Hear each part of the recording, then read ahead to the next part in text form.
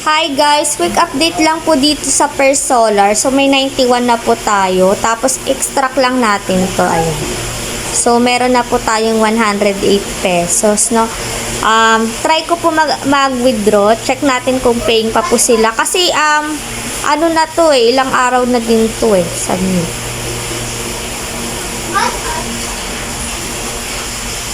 Ay, 100. So, under review na po siya. Wait na lang natin na mag-success. Parang, ano na to, higit 10 days na ata si First Solar. Pero, paying pa din po ito, no?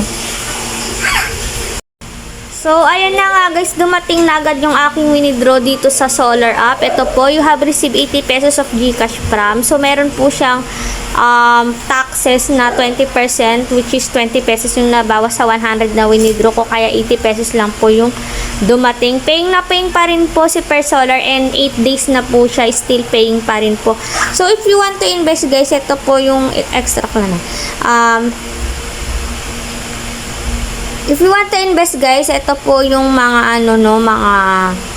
ano nila.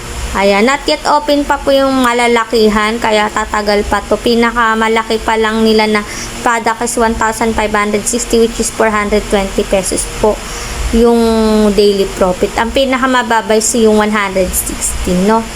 So, yun lang guys. Yun po ang update. Paying pa rin po si First Solar.